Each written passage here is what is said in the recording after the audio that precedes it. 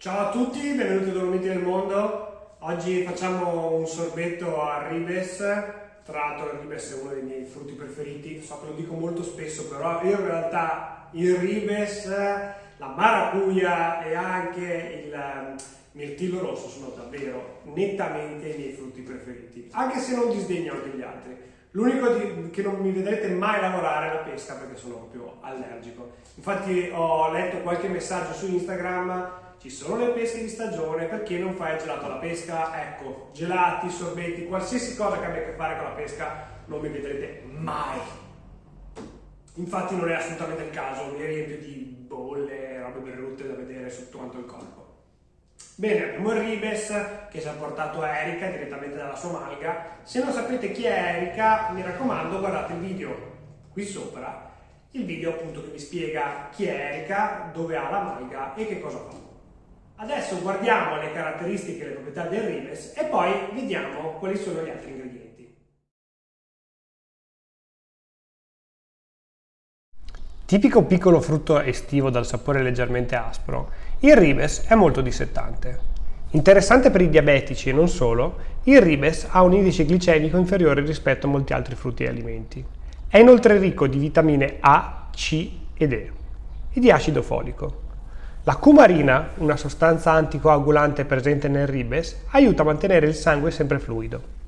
È un frutto indicato anche per la prova costume. Infatti, oltre ad avere pochissime calorie, 40 su 100 grammi, stimola il metabolismo. Quindi che aspettate? Nel frattempo ho tirato via tutti quanti i pezzi verdi, i rameti diciamo che collegano il ribes tra di loro, e appunto l'ho pulito anche nel frattempo. E abbiamo qui i nostri ingredienti: 350 g di ribes rosso, 200 g di saccarosio e 450 g di acqua. Bene, adesso vediamo il procedimento. Il primo passo è quello di versare il ribes e frullare.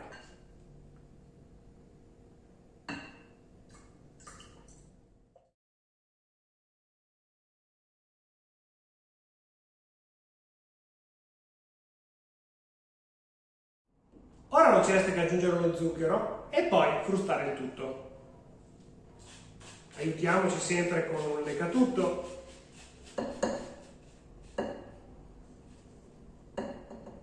Facciamo attenzione a non perdere lo zucchero, vedete che c'è il rischio che possa cadere.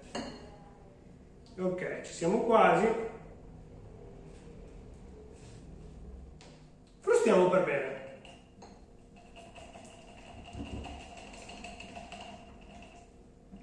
Ora, sempre aiutandoci con il leccatutto, mettiamo in macchina.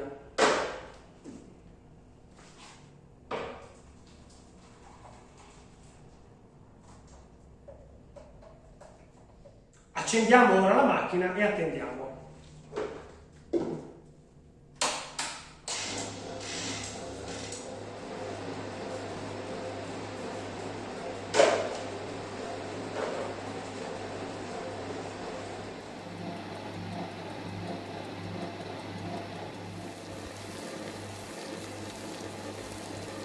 Ed ecco che il gelato dovrebbe essere pronto. Andiamo a vedere. Sì, direi che è decisamente pronto. Quindi spegniamo la macchina e andiamo a estrarlo.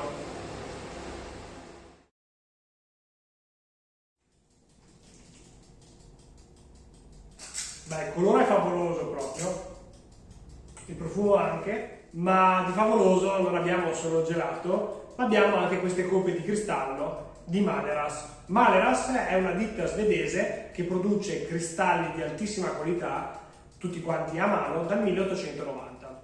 Trovate il link del sito di Maleras qui sotto nella descrizione.